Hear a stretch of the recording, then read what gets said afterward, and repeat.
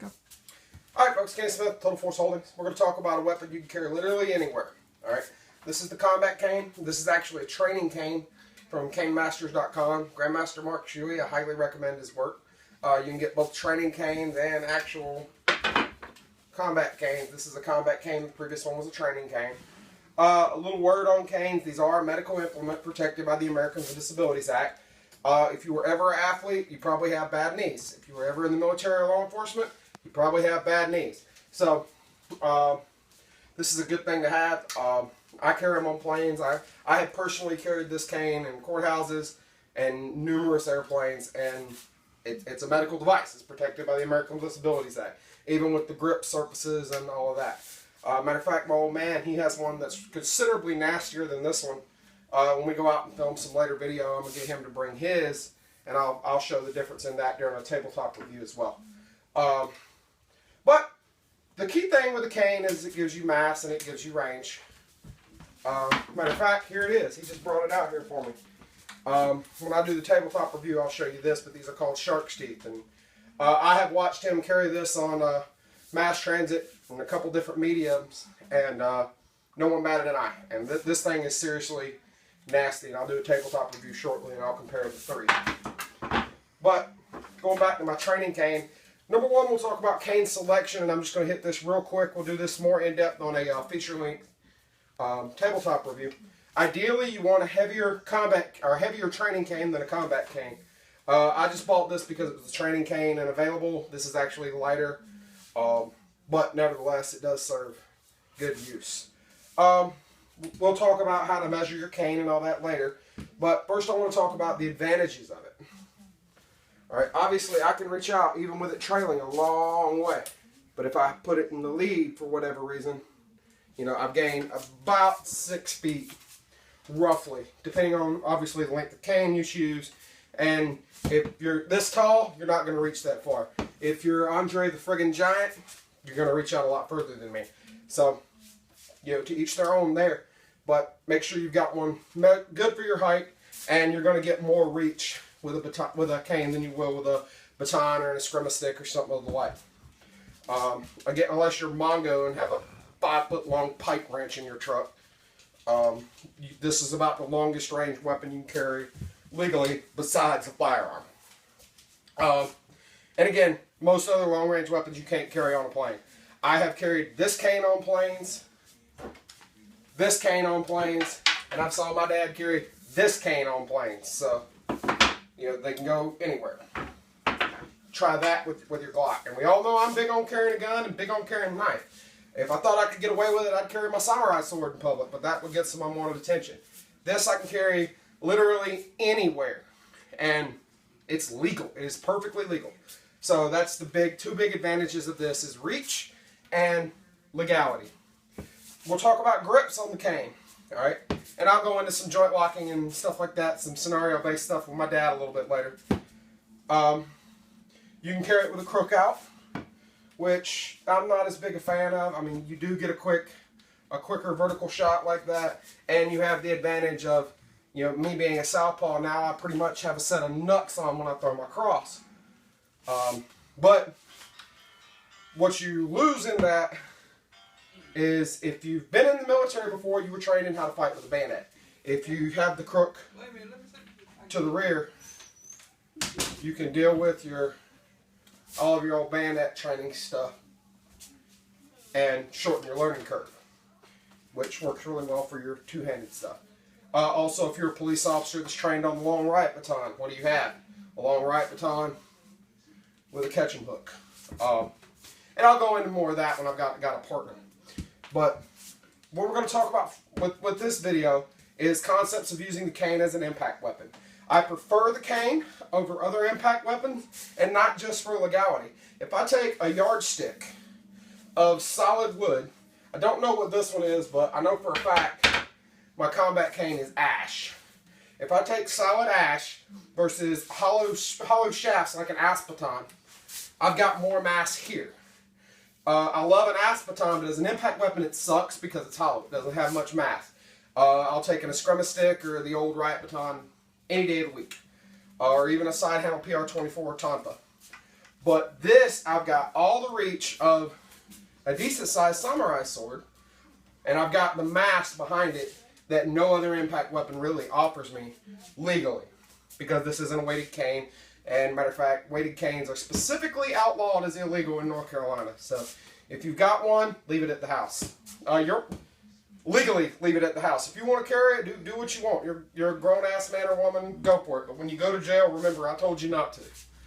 Alright, so with the crook to the rear, number one, this is more in keeping with the gray man concept. If your knees actually hurt, and you actually do need to walk with a cane, odds are you have the crook to the rear anyway, alright, to give you a better foundation and support.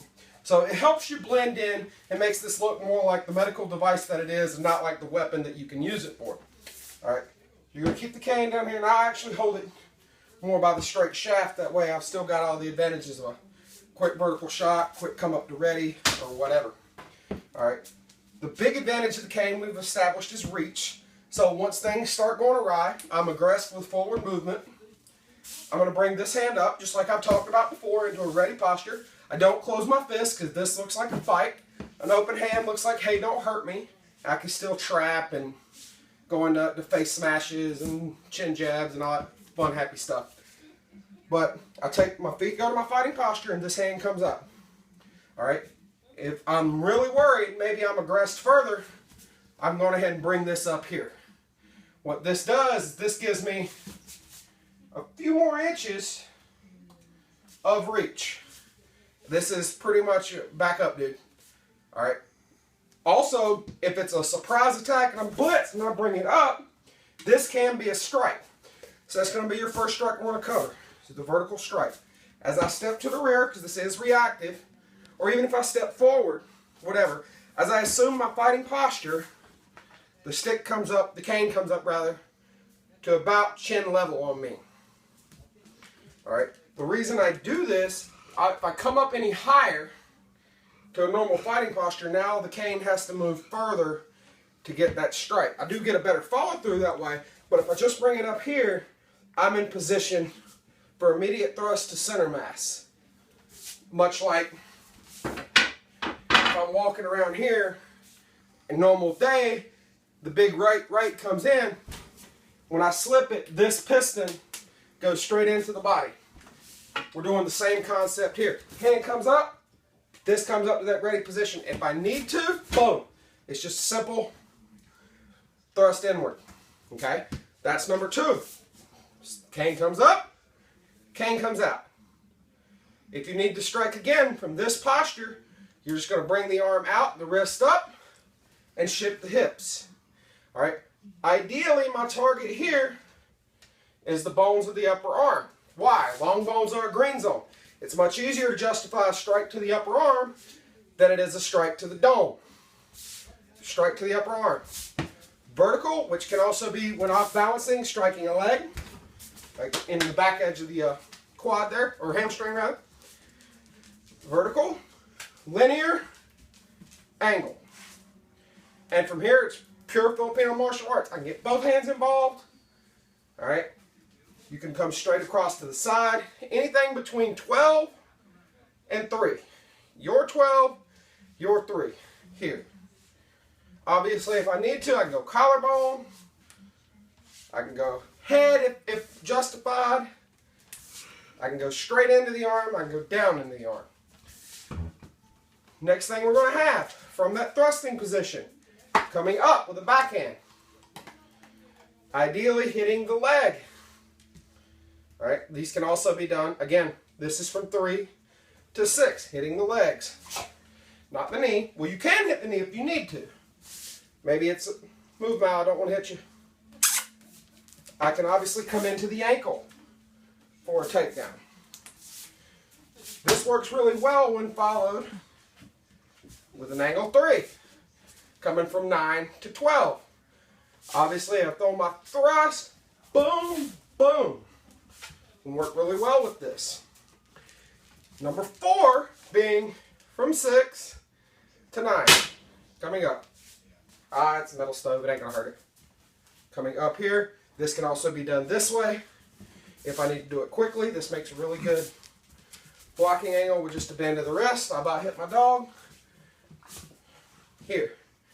Okay? Just coming low. Targeting between hip and ground, or hip and shoulder. Backhand strike on this angle tend to work better with a shorter weapon, so you might be better served hooking. Alright, obviously I can still use this in this posture after that vertical strike. I can keep continuing with an uppercut. After that vertical strike, I can come across with a rear hand hook. Then we can get into other sneaky stuff there.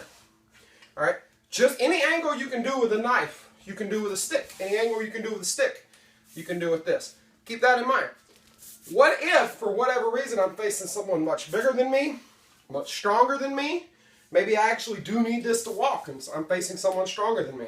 I can get both hands involved. You're not just swinging this like a baseball bat. Me personally, I'm big into the Japanese swords. So my grip on it looks more like what it would with a sword. All those 8 cuts that Miyamoto Musashi taught work just as well with this. Same concept, okay? Any of your military bayonet training, thrust, parry, slashes, vertical butt strokes, smashes, horizontal butt strokes, all that, it all works here. Alright, so if you want to use it that way with a middle grip, maybe I'm in confined spaces, this works really well. Using it like a rifle with a bayonet, okay? Any angle you strike, you can thrust. Any angle you strike with the butt, you can thrust. I strike across here, come back here. Anything I do with the front, I can do the other direction. Just like with a knife. If I cut down, I thrust up. Same general concept. Just remember, this sticks seek bone and knives seek flesh. So with this, you want to hit something with bone behind it. Ideally, you break the bone. Alright? Can a strike be used as a block? Sure. If I'm standing here and I'm minding my own business, and a guy comes up towards me and pulls his knife out, click, and his folder comes out, give me your money. What's to say that I can't step in and strike that hand?